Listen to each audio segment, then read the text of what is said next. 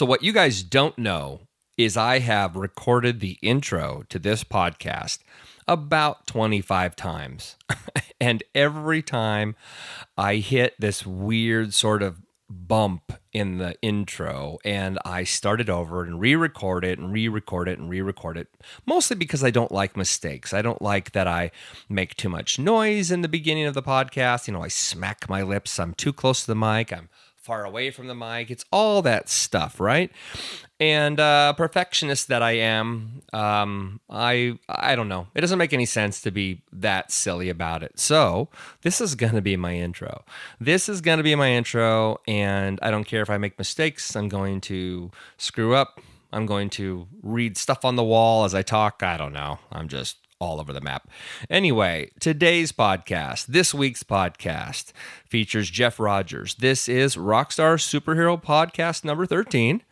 I'm very proud. I've made it this far so far. We are increasing in our listenership. We are increasing in our content. We're finding our way. We are not a rudderless ship anymore. This is a good thing. So this week's podcast is sadly relatively short. Typically, my interviews run 1 to 2 hours, and this week I think I'm lucky to get about 40 minutes. But that being said, Jeff is a really, really unique guy. I've known him for about 5 years, and we see each other on and off on occasion. And every time we get together, we have nothing but good words to say about each other and for each other. And he's just a super, super influential business leader in the Seattle area, a kind man, very focused, and he's a source of inspiration. He's a true business leader, a true mentor, incredibly focused on others. He's audacious in his kindness. He's audacious in his focus. He literally is the guy who's all in a relationship. There's no surface, there's no fake with this guy. He just chooses to dive in deep with those that want to swim with him. So you should enjoy this. I think it's a really good, interesting interview. Again, relatively short. I'm sorry for that. I cannot guarantee I will make it up next week, but I do know this. I think if you listen to the full 40 minutes, I think you'll get something profound and wise out of it. And so with that, this is another superhero interview, and I do not shy away from the superheroes. So with that, ladies and gentlemen, Rockstar Superhero Podcast number 13. It is not unlucky. It is Jeff Rogers, and this rules.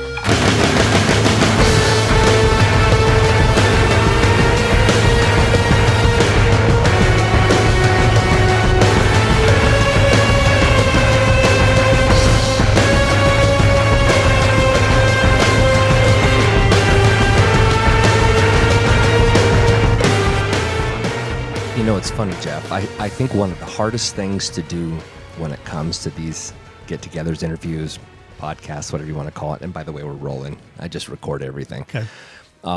Is to have a conversation and for it to be immediate. Meaning, I think the hardest part about conversations, especially when you don't know somebody really well, I mean, we know each other, right? And that's nice. But when you don't know somebody, like a best friend, you don't just jump into right. It's really hard. You kind of got to do this surface. It's almost like having a vocal handshake. No, you can dive in, right? But then you almost need the handshake for 20 minutes, and it's like just when it's getting good is when it dies, right? You got to shut it off. Well, I think the difference is,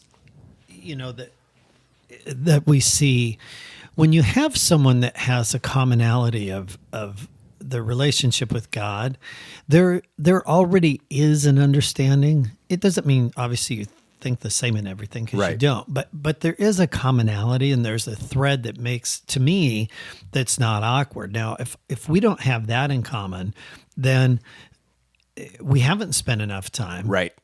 And therefore it would be awkward. But I don't think it is at all. And you can ask anything, because there's the recognition or the reality that, he's Lord and he can use this time as he wants. So rather than having to trust in you or you and me, trust really is in him. Yeah. And you put your faith in him. So we can go. That's why I said you can ask me anything you like. Yeah, no, that's really cool. Well, I admire you so much, and we met, I think, 4 or 5 years ago ish. I could look it up. Something I'd have like it. Yeah, you have it. The most networked and connected man in the universe. It's an interesting thing. You and I, last time we saw each other was at an event here in Bellevue at the Cantillon, if I remember. Right. And it's so funny because we're walking around the room, we're doing our thing, right? We're both connecting with individuals that are there, people we've never met, shaking hands, etc. I call it grip and grin, you know? And you said something really, really kind to me. Which blew me away. And I realized, I mean, I've never ever thought you were insincere. You're the most sincere man I've met, in fact, especially in the business world. You said, actually, I'll start with this. I said, there he is, the most connected man I've ever met in the world, the most connected business leader I've ever met. And you said, I don't know, man, you're pretty close. Something to that effect. I'm paraphrasing. You're very strong relationally, right? I think so. I mean, I love people, you know, to and a you're fault. very comfortable, I hope so. right? Yeah. It's the musician I'm weird. in you. It's We're the all drummer weird. in me, right? The desire to be everybody's friend like a we're puppy. well, I don't think you're pretentious. Okay. That's cool. And I think you tend to be transparent. You're pretty honest in your opening the kimono. Do you think that's do you Most think of the that can time be a that's negative? good. I mean, Most of the time I think that's good. yeah. Because as long as it's, probably the question is what's behind that is the intentionality of doing it.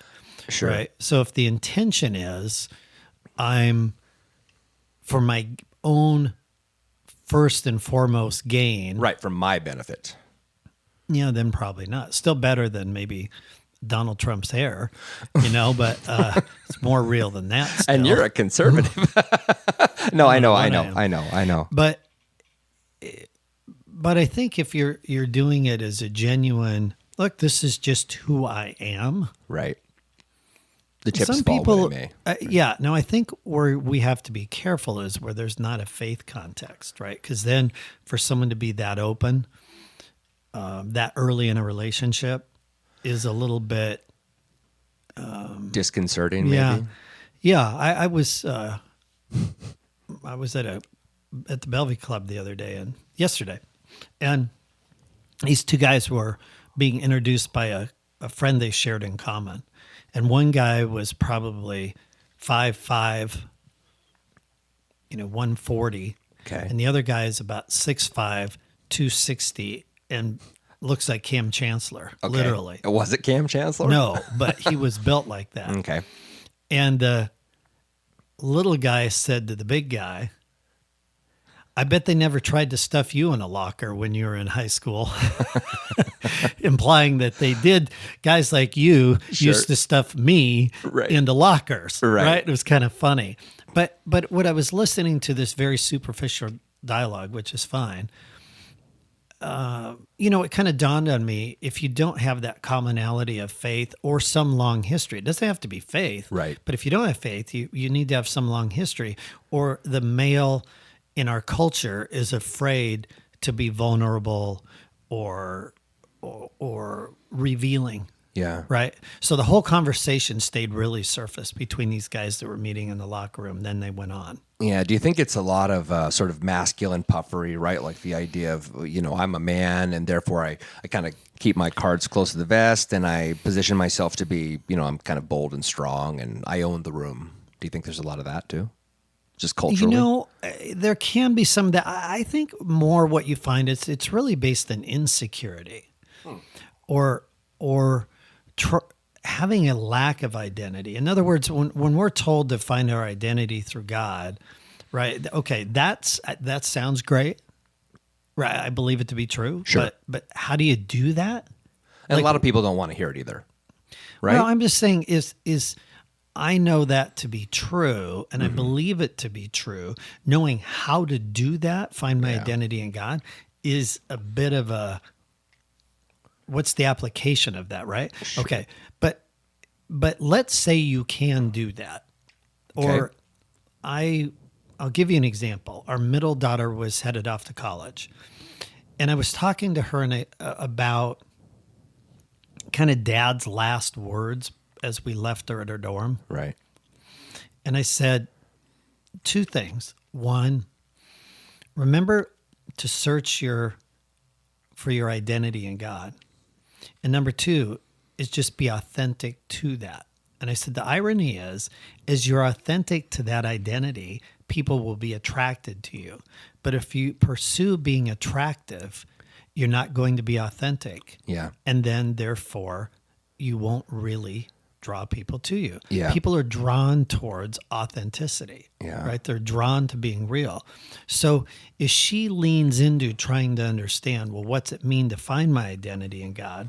What's it mean to find who I am based on the design that's in me? And that I don't think is anything that, short of God's intercession, it doesn't typically happen in a moment. It's not, right. I don't have an identity. Okay, I do have an identity. I think it's more of a process in life as we grow. But the more secure you are in that, then it becomes much easier to be authentic towards that. Well, if your identity is in something that's always shifting, right, that's a bit on sand, like your vocation. Okay, my identity is the company I work with. Well, all of a sudden you're not at that company. What happens? Right. Or my identity's in this vocation I do, and you change vocations. Or my identity's in my intelligence, and I'll give you an example. I have a family member who's an Olympic athlete. Love him dearly. As he's getting much older, and he was a world-class athlete, a world champion multiple times over in the sport that he did. Okay. But as he's losing his physical prowess, which he's always been able to lean on, and when his peers were not able to keep up, and he wasn't trying to compete, I will say really clearly, it was not about he's better than them, but he was able to retain that physical giftedness much longer than a lot of his friends. Okay. So he could anchor his identity in that. But now that he's much older, that identity is waning because he can't do those things anymore. And there's a real struggle with who am I? Yeah. Right. And that thing that I always thought would give me that security seems to be evaporating in front of me. So there's a sense of loss and a sense of confusion. So in our culture, I don't think it's men in puffery status as much. There's some of that, but rather I think there's, where can I truly find identity? You know, some guys are in their, or gals are in their golf game. Right. Right. Well, then they get waxed on the golf course, so they have a bad game and they break their club and right, and they cuss and they're like, you know, got to go have a bunch of drinks at the 19th hole just to not have to deal with, what I thought I was really strong at, all of a sudden I'm not. I struggle with that too. Yeah. Right. It's a human condition though. Right? Yeah. A friend of mine said to me one time, he goes, you know, our confidence is tied to our latest results. Yeah, boy, that's absolute you're a truth drummer. for me. Yeah. You're a drummer. You play a great set. I mean, you knock it out of the park, right? Yeah. You're willing to take on a more challenging set. Yeah. Because your confidence is tied to your latest results. Yeah. Well, if your results are not where you think they should be, what's your identity in? Yeah. And so back to our daughter, like the more you understand what that design is in you and you can operate authentically towards that, it's been interesting. She's super attractive on campus, right? Right. She's stepped into leadership. She's been invited into different clubs. And yet she was a person who struggled in high school with fitting in and so on. And some of it was because she is authentic and she wouldn't play the games the high school kids would about dressing a certain way, acting a certain way, listening to a certain kind of music. And therefore she was sometimes not included in some things. Right. But all of a sudden, as she's getting older and she's still being consistent to that same person in high school, now it's seemingly attractive. Right. So I think that's the, you know, where do you find your identity? Yeah. If it's in something that won't persist. I think a lot of it has to do with how you're raised, family relationships. You know, my father passed away. I think you know this, but my father passed away last month. And I did a podcast about his lack of identity, or what he felt was his lack of identity. Always chasing, always searching, always looking to fill the God-sized hole, right? And it wasn't until maybe the last week of his life where he realized that it wasn't so much about identity, but that he was, one, a decent guy, two, he raised decent kids, and three, most importantly, he had a wife that loved him unconditionally for 54 years. Wow. And they figured each other out, and she was his gem. He discovered that. And that's also, Jeff, when I knew he was going to pass away. Because he said things he never said in his entire life. He had held them so close. And it's because, you know, we move from place to place. I mean, you know, I'm going to be 50 in a few weeks, and I live in 51 places in my life. Now, granted, a significant majority of those are by my own choice, by my, you know, my own career life, and, you know, I was in the service for a period of time, etc. But I mean, by the time I was 18, I think I had lived in 14 places. And so, which of course formed a lot of who I am anyway, right? It forced me to be social and go make new friends, etc. But it was because my dad struggled with either finding his identity in what he was doing, Right. or it was the fact that his personality was so desperate to find the identity that he would push and push and push his peers, and they'd fire him. And then, of course, the ego gets crushed, and he says, "Okay, I gotta go. You know, blow my ego back up by going to do something else. And look at how good I am at this thing." And you know, it's funny. For years, he would sit in the front seat of the car. If you were next to him in the front seat of the car, it's a family joke. You don't want to be next to him in the front seat of the car, because Dad would tell these terrible jokes, and he would wait for your response, and he would not stop looking at you until you. That's a bit scary if he's driving. It is, and it was. He would not stop looking at you until you acknowledged the joke. Do you need to get that? No, it'll go to voicemail. This is the best part. Is live recordings. Yeah, you know, boom. So with you, let's. I mean, we have limited time, so let's certainly talk about you. What got you to OneAccord? I mean, if you don't mind briefly explaining either a career path or sort of what motivated you as a child, how you grew up. I would love to hear your take on what got Jeff Rogers here. If you don't mind, share what you can. Yeah, absolutely. Totally open. You can ask any question. So I hearken back, and I'm glad you said what you did, Rob, when you went back to, you know, even go back a ways. Yeah. So I go back, one, to my dad, who was a business owner in Seattle.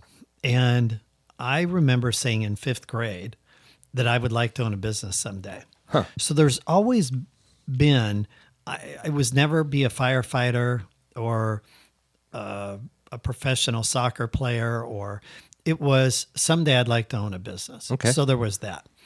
I worked for one company for 20 years, from 1980 to 99, and I loved what I did. I had a great role. A company called Southwestern.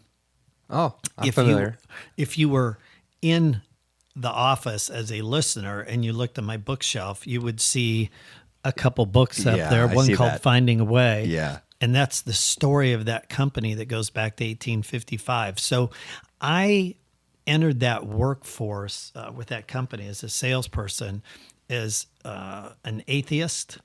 Interesting. And not an agnostic, and really self-determined. Did you despise God? Do you consider yourself that sort of ferocious atheist? No. Okay. No, I didn't despise. No, as a matter of fact, I didn't despise God at all. I think an atheist would say there is no God. Just doesn't exist. So what's there There's to be angry with? nothing to despise. Yeah. It's just okay. You turn back the dirt and a worm eats you. Yeah, absolutely. So through that experience is where faith became very real to me, and I started to study, and I'm thankful I had some very good people around me in that business that would answer questions, and I learned and it grew. And so going back to my career trajectory, there's two things coming together here. One is this long-standing desire to someday own some kind of business, not knowing any idea what that would be. But number two is, in that business I was at with Southwestern, I built teams. Okay. I built sales teams, and I built them in Western United States, opened up Canada. So I was able to start another country, then started Mexico. And so was able to build an organization of, hundreds of salespeople that worked with me. People. And so what I recognize is I like to build teams. So I left that business in 99 because I traveled too much. Okay. I mean, that was at the core of it. I was on the road at least 200 days a year for 20 years in a row. That explains why I never get a chance to talk to Ron Alford, because Correct. he works for Southwestern. He's always Correct. gone. Drives me crazy because That's I right. love that guy, That's right.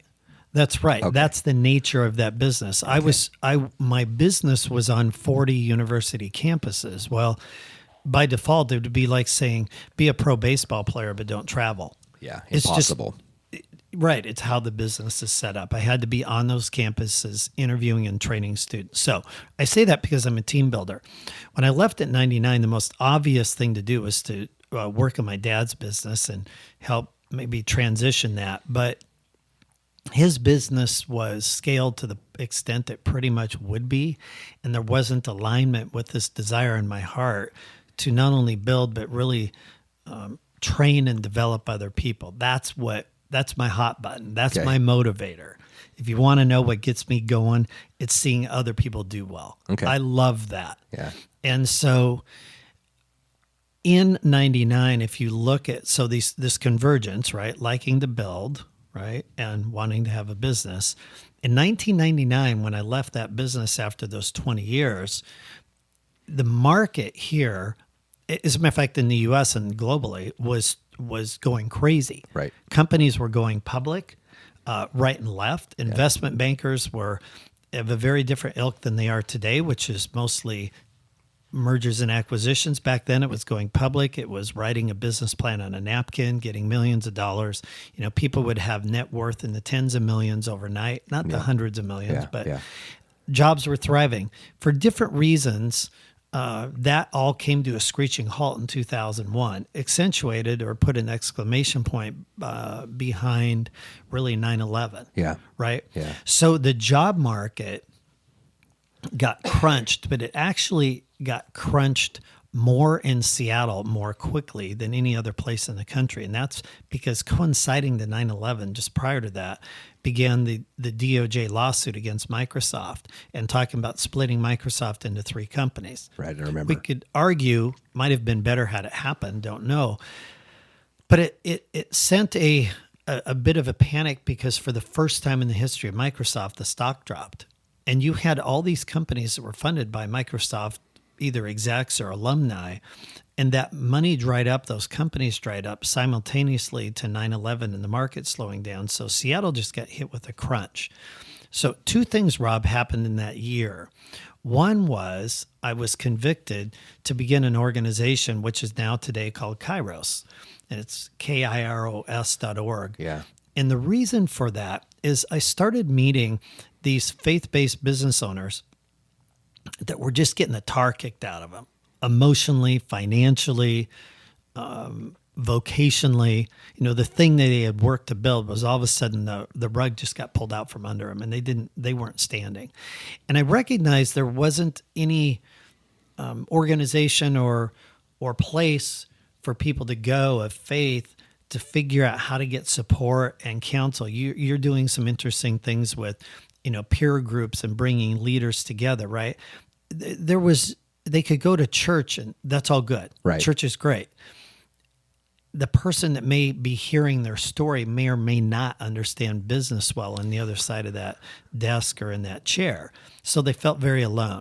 So while I'm happy to entertain any questions about Kairos, this is the Cliff Notes version of how Sure, we get sure. here Well, I know today. we're limited on time too. But I just felt convicted and then received counsel from some people I trust in the community who are priests and pastors and business people saying this idea is good, which is to bring the faith-based marketplace together to stand together. Everyone's welcome. It's not to say anybody can come to Kairos. Sure, That's sure. totally fine. But what it's trying to speak about is if you say your faith is real, how does that play out in the marketplace? And how can we stand together to support and encourage each other? In essence, be almost a virtual board, right? And a friend, Yeah. And walk with people. Don't always have the answers, but at least to walk with them. Right. Okay, so that started in 2001. At the same time, I had friends of mine or contacts of mine looked at what I was doing, which was in 99, going back, I decided not to go take a job in a traditional sense because I looked at these companies and I thought, I just don't see that they're long-term viable career options for me. I couldn't see myself at one for more than a couple of years. Now, to a lot of people, 2, 3, 4 years is fine. Yeah. But you're talking to a guy that's had, one wife, 2 jobs, and 3 kids in the last 35 years. Right. Okay, so I've only had 2 jobs. Your commitment level is very... Maybe I'm a steady Eddie, who knows? Right. But I thought, I worked for one business for a long time, and I looked at these companies that I could interview with, and there were alumni of Southwestern that were at them and had some great contacts. But I thought, this is, 1, you're overpaying me. You don't need me here full time. Yeah. And 2, I'm not sure this is really viable past an acquisition. And then I got to go look for a job again. So the short of it is I contracted myself out. In 2001, when the market crashed, I had other people that said, can I join you? And I'm like, join what? That thing you do. What do I do? You contract yourself out to companies at the executive level. So in 2004, I formed a board. And in 2005, we officially launched what is today OneAccord. Okay. Now, it's grown, and you can ask questions about OneAccord if you'd like, sure, or not. But that gives you the story of how we got to this place, right? So you've got this family history, as you noted in an earlier conversation, that lends itself to understanding how God had wired me to build teams and scale, right? To then opportunity in the marketplace, because the notion of contracting and providing executive leadership for privately held companies, that whole world didn't exist in 1980 or 1990. But as people move to variable cost models, right. Companies are now open to say, I can have an outsourced CFO. We don't do that, but as an example, where before they would never have thought about having someone serve a function in a company that wasn't a W-2 employee. Things changed. Right. The other thing that happened in there is you had a bunch of executives that came through 2001, 2, 3, and now again in 08, 09, saying what I thought was permanent. Right. Clearly. There is no such thing. Yeah. There may be full time, but no one uses the nomenclature anymore, permanent or temporary. Yeah. Right? Yeah. You may say W-2 or 1099. Yeah, that's the current sexy. Yeah. Right. But I don't think anybody is thinking, oh, this is a permanent job. Yeah. Right. So a lot of executives have come our way saying they want to be part of the team because they can have a stable base of operation that's more stable in an ironic way than even a W-2, because those things change every couple of years. Yeah. So that's how we got to where we are today. It seems to me that, thank you for sharing. It seems to me that a lot of it has to do, at least in the Pacific Northwest, with that we are so tech heavy up here. And granted, that may be an excuse, but there seems to be a tremendous amount of white collar businesses up here, or business activity up here. There's a lot of consultancies, and I'm curious, how does OneAccord find opportunity when there are so many? I mean, hundreds and hundreds. I talk every day. I talk to somebody who says, ask them, what do they do? Oh, I'm a business consultant. Okay, well, right. What does that mean? What does that mean? And I mean, granted, the guys that are really focused on, very specific things are the ones who are having success because they found their niche, right? Yep. Right. What do you think OneAccord does so well, that does better? I mean, I realize you shared what you just shared, but if there's any one thing that sort of identifies OneAccord, what would that be?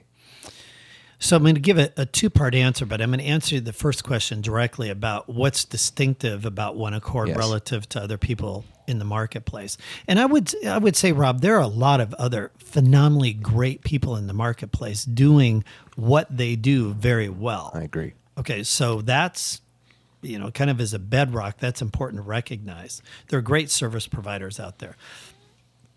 The differentiation would be this. It's funny as I say this, we're really horrible consultants. And the phone starts ringing. We're not consultants. I mean, the irony is I've got an entire team of people that work multiple different verticals in the Northwest. None of them come from consulting. Okay. So the differentiation is this. We're operators. What our team does is actually step into privately held businesses and take an actual operational role in those organizations, titled or untitled, it doesn't matter, to help them over typically a 12 to 36 month time frame to build the value of their company. And what's happening is according to the last U.S. Census, there's 144,200 privately held companies in the state of Washington. Now, that census is a few years old. It's either gone up or down from that. I don't know.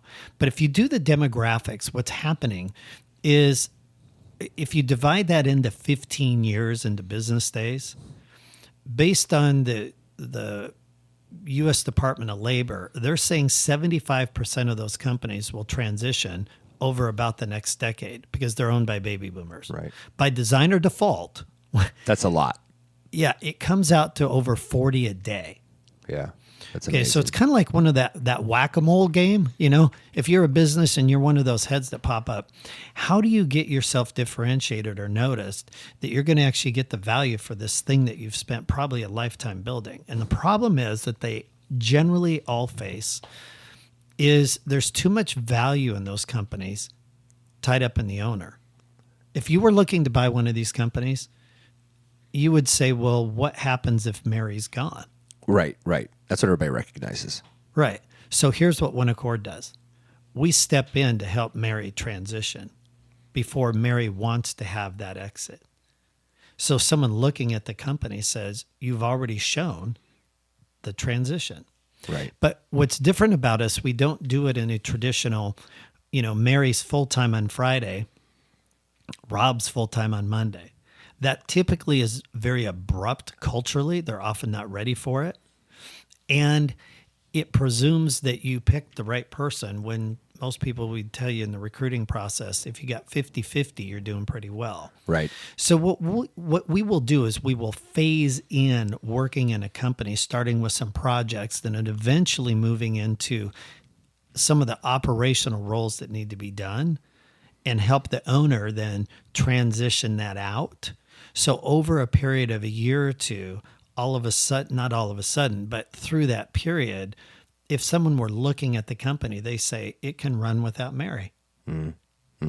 So what OneAccord does that's unique is we don't really consult. We step into operational leadership. That's what we do. Yeah. So we're the only company in the Northwest that does it. So that's another interesting aspect. We don't really run into other people that do what we do. Yeah. Now, interesting you brought up the tech aspect. Yeah. Am I wrong? Well, you're correct that if you look at the sectors growing in the Northwest and where I guess a lot of the PR comes from, you start going Amazon, Sure. Microsoft. The obvious stuff, right? Right. Apple just leased 1 million square feet in Bellevue. See, I didn't know that. Disney Interactive is in Bothell. I did hear that. Over 1,000 people work for Disney Wow. in Bothell. But what we forget is Costco, Boeing. Nintendo. Well, I'm just saying non-tech. I'm sorry. Trident Seafoods, Weyerhaeuser. If you start to look at our economy, it's a lot more robust and diverse than you would expect. Yeah. The bulk of our work is actually manufacturing, distribution, and then service, which you spoke about the service companies that then service technology or non-tech. So we do work with a lot of service businesses, especially again, where there's an owner that wants to transition. He or she's run it 5, 10, 15, 20 years.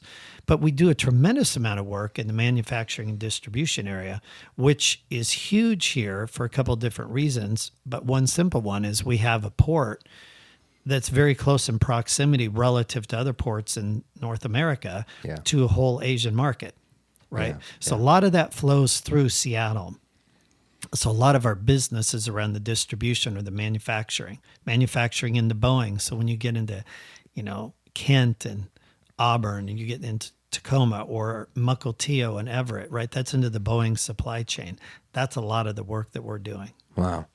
So I know we're limited on time, which kills me because good. I feel like we're just getting going here. But I would like to know some personal things about you, if you don't mind. Happy. You're a car guy.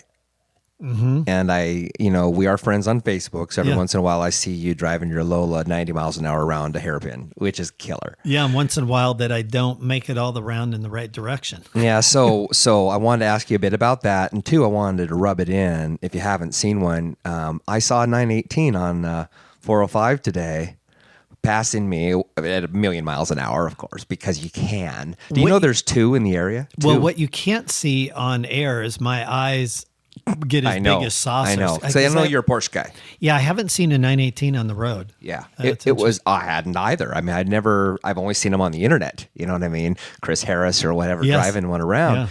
Yeah. And today I was driving here to the office and I see a car coming up that I don't recognize the front end of. I do recognize it, but I can't believe that I'm recognizing it. And then it goes next to me and then slows down and then all of a sudden picks up and takes off. And it was so extraordinary looking and almost so quiet and stealthy and so low and so gorgeous. It was just everything. I was like, that's $1 million driving by me right now. Yeah, exactly. But I guess the Bellevue Porsche dealer sold two. There's two out there. Yeah. So anyway, I saw one. I just kind of wanted to say Very that was cool. But yeah, tell us a little bit about your driving. Why is that your passion? Did you grow up doing it? How'd that happen? You know, Rob, it's a really interesting question because given what you asked before about how I got into business, the answer really starts at the same root. So my dad liked cars, and we grew up in a moderate family. We weren't a wealthy family, but my dad would buy cars as the second owner or the third owner, but they were cool cars. Okay. So define cool. Well, El Camino. He had the 21st Corvette ever built. Oh. So a 53 Corvette. He had a 56 Porsche 356. Oh. Does he still? Or do you have it? No. Listen to these: a 66 Porsche 912, a 72 911T. Oh, you're killing me, man. A BMW 2002, which is kind of the predecessor to the 3 Series, right? So now, again, he wasn't buying new cars. We also had a Plymouth Barracuda. Wow. So I grew up around these cars, and then I was not the mechanic, but I was always the guy that held the floor shop lamp or handed the right tool to my dad, and we would be under the car and we would work on them. And so here is an interesting kind of theological bent to this that certainly could be worthy of a full series together, and I'm happy to do it. I'd love to. A discussion on this topic. I believe that God wires us a certain way, right? There's people that we have 3 daughters. One of them, our oldest, graduated with her undergraduate degree in English literature and then went and got her master's in business. And our youngest daughter, who's adopted, is extraordinary at math and science. And she scoffs at her older sister. She goes, English, she goes, come on. Like, how do you tell if someone writes a paper that's a B? Like, why is it a B? Right, what defines or a it? C? Right. Yes. She goes, math and science, it's right or it's wrong. It's black or it's white. Not this subjective poetry. How do you know that's an A poem, right? Well, the reality is they're wired differently. And I think our calling as a parent is to nurture them in accordance to that design. Okay. Now, I'm not saying we did a good job or not. I think my wife's much more attuned to that than I am. But all 3 of our girls played soccer. My guess is all 3 weren't designed to be soccer players. Right, definitely. Maybe 1, maybe 2. There is one of the 3 that is a phenomenally great soccer player. But the question is, are we raising him in accordance to design, right? So if I go back in me, I've liked cars as long as I can remember. You asked my parents. I just actually this year gave away my entire Hot Wheels collection from a kid to another family that has 3 young boys. I kept it the whole time. And I thought, well, someday I might have boys. Well, we've had 3 daughters. Okay. Now, they could have boys, but I just decided, I need to give this to someone that could use it. But that's what I collected, right? That's what I built. When we would go on vacation, I wanted to go to the go-kart track. Man, I wanted to do I still want to do that. I want to go to the bumper cars, like literally. Yeah. And I would stand out there and I would pick which one's the fastest. Right. I would see the one that has a little orange rail on it. Right. I want to get in that one. Yeah. It probably was the driver, but mentally I thought I got the A fastest lot of car, times right? it's not. It is the car. Sometimes they are. Yeah. So it's always been there. And so, now here's an interesting question. Does that matter to God? Right? The Does answer that would be, matter to God? I think it matters certainly that we're aligned doing the thing that we're supposed to do. But, but does he want our joy? Of course. I don't think it's to be an idol, right? Right. We know that. No. But he made you to like music. Yeah, he's a great dad. Right. So I read the book Wild at Heart. Let's give it 10 years ago by Eldridge. And one thing that stood out in that book was in an abbreviated form, not exactly these words, but if you don't meet your desires in a healthy way, you're likely to meet them in an unhealthy way. That's the truth. Right. So we'll find a way to meet some of those innate desires that we have. So I have to be careful that cars don't become a lord, right? They don't become God. But at the same time, my lovely wife, Amy, has been really supportive of me doing things around cars because she knows I've always enjoyed them. It's the magazines I read when I'm on a trip.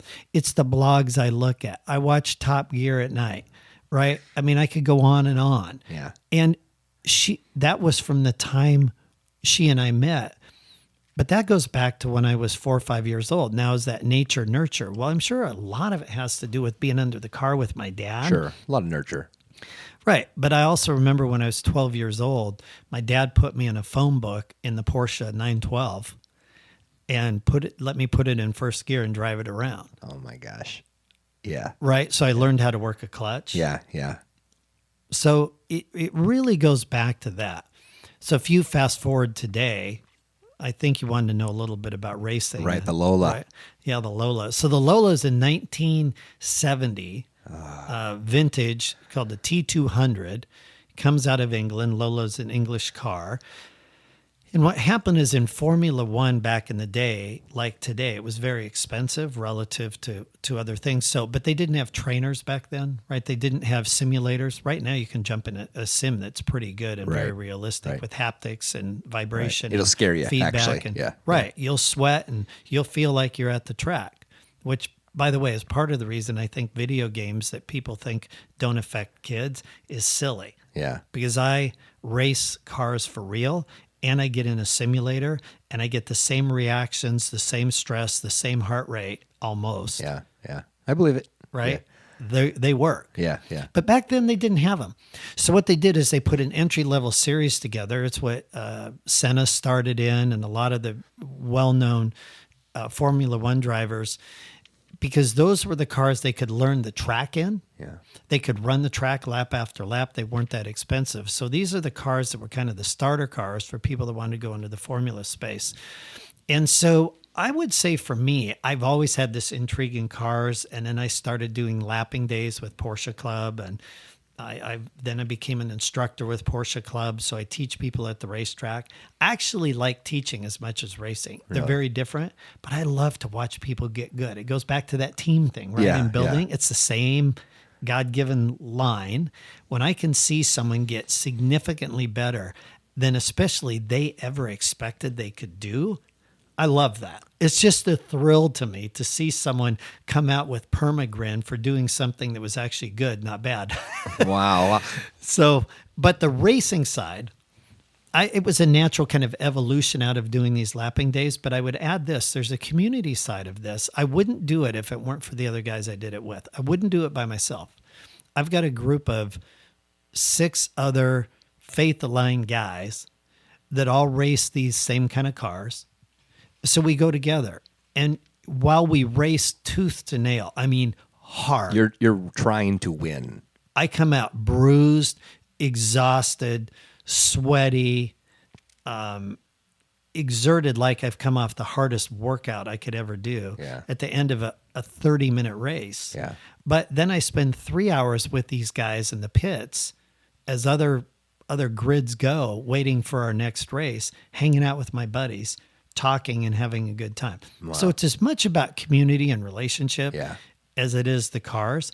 Now, here's what I found in taking people out in a race car that's legal with 2 seats. The Lola, you can't do this. You can't drive it on the highway. Yeah, it's like a cigar box where you sit on a gas tank, right? 8 inches off the ground. It's not the safest contraption, but I can take people out in a different car. And what I find when I take them out to do laps, they either love it or they don't. Yeah. There's no middle. People are either like, I would never want to do that. So we'll go down the straight in Seattle at 150 to 160. And they're either like, I love this or get me out of here, right? I would love it, by the way. You can take me anytime. You can see his eyes and his smile right now. He would love it. Well, I know about one of your cars, so I really was hoping that we would have extra time today and you could just take me out on the freeway for a little bit, but I know that's not going to work. Yeah, I wish we could. So that's where it comes. It goes back to my dad. Okay. And it's been an evolution. Yeah. And I would again say by God's grace, I can do it. And my lovely wife that provides me kind of the encouragement because she knows it's something important to me as there's things that are important to her and that it's a healthy outlet. Yeah. Wow. So to close again, because we're limited in time, I have this thing I call the 97-3 rule. You've got, just so you know, 3 minutes. No, probably about 10. Oh, really? Yeah. Okay. I thought I was tight. Excuse me. Well, I want to talk about this because I think it's important. I have this joke, but I believe in it. I call it the 97-3 rule. There's the 80-20 rule, right? It says 20% of people. You already know where I'm going here. I believe there's a 80-20 rule inside of an 80-20 rule, and then I believe there's another one. In other words, that sort of idea that the 1%er mindset, is something significant that gets, when you're focused, when you're authentic, when you find your true purpose and you focus on it and you go for it, you become extraordinary at that thing. It's like you're just in the pocket, right? But to me, there's 3% that's just kind of missing from you. That, in other words, you're not whole. And so we can talk about, God as an example.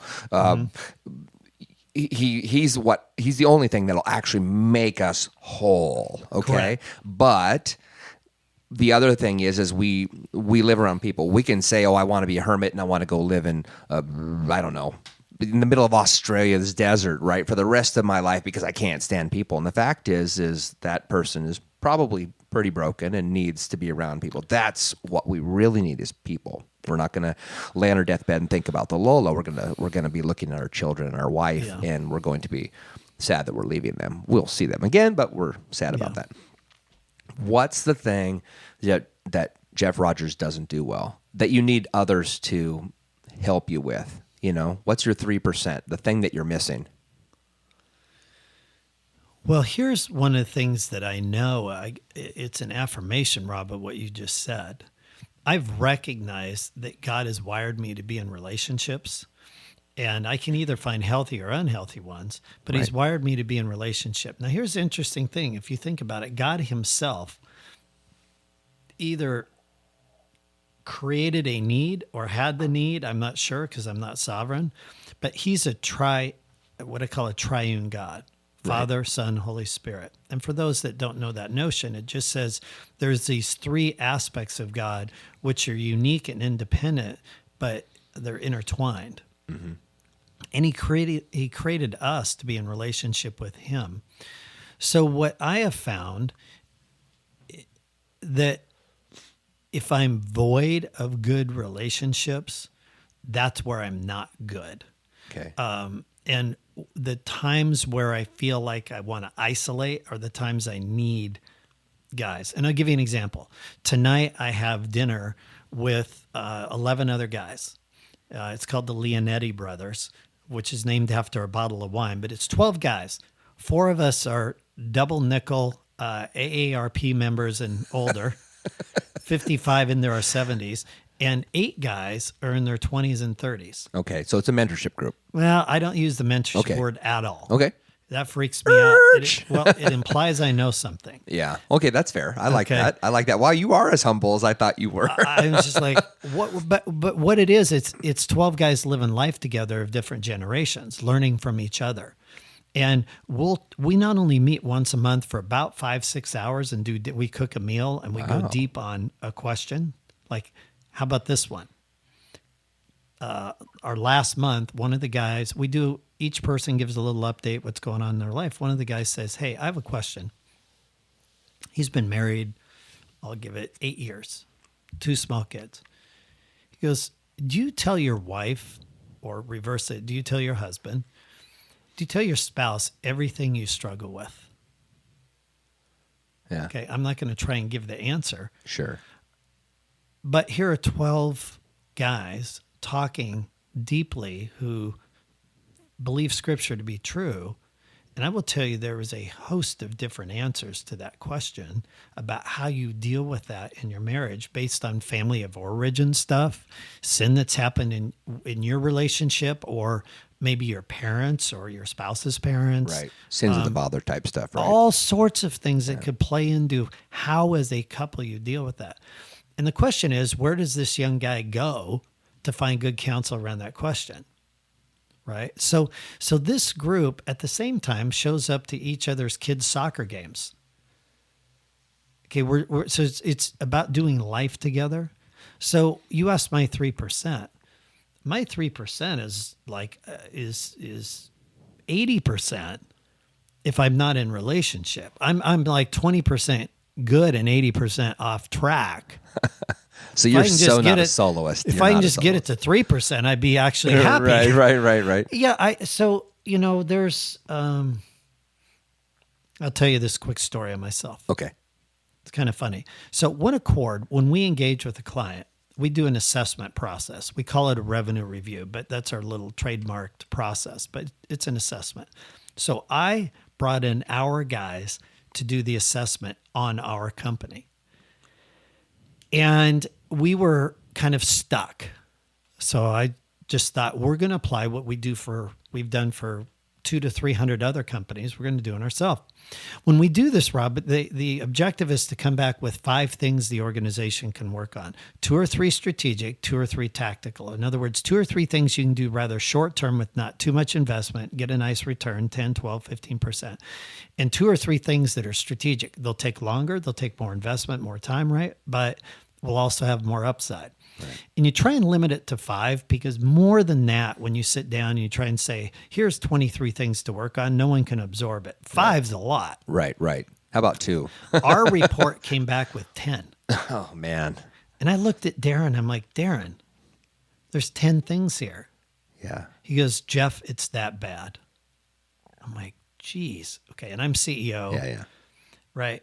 And I look at the list and I go, 8 of those are me. Oh my gosh. That's the problem. He goes, no, that's not that bad. It's only 7. So I was actually fired the next day. Oh my. I was fired by our company. And another guy was brought in, Scott Smith, to be CEO. And it was the right decision. So what I'm telling you, my 3%. When did this happen? This is now 6 or 7 years ago. Wow. So I don't know. My 3%, I think, is bigger than most people's. But the question is, what's more important, my role or the stewardship of the company? Sure. Which one matters? Sure. And I sat back and I thought, look, is it about protecting my job, or is it about doing what's right for the company and the people? And I'm like, if I started it to be on mission, it's about the latter. I stepped down, Scott stepped in. He ran the company for a year, put in a lot of process, systems, and structure, which is what I'm not good at. Right. And then he said, now it's time for you to step back into the role. But I had no idea when I stepped out, I would step back in. Yeah. I went home that night and I said to my wife, I might need to look for a job. And she goes, you founded the company. Yeah. I'm like, yeah, but it's not being run well by me. Yeah, it happens too. I mean, being a drummer, AOT is a well-known custom drum company in Vancouver. Yep. And they forced Ray out of the company back in the mid-'90s because leadership just wasn't there. And you can go over and over and over. So Yeah, I know. We got to go. But I hope to do this again. If we Pleasure. have a chance to dig deeper into some of the concepts you were bringing up, that would be fabulous. So thanks for the time today. Pleasure. Yeah, It's a yeah. pleasure. Bless you and the good work you're doing. And, I'm sure every person that you've talked to would be not only happy to do this, but more so if it helps someone else. Yeah. Then it's worth it. Yeah, that's the focus. Authenticity, man. So thank you. Yeah, thanks. Have a good one.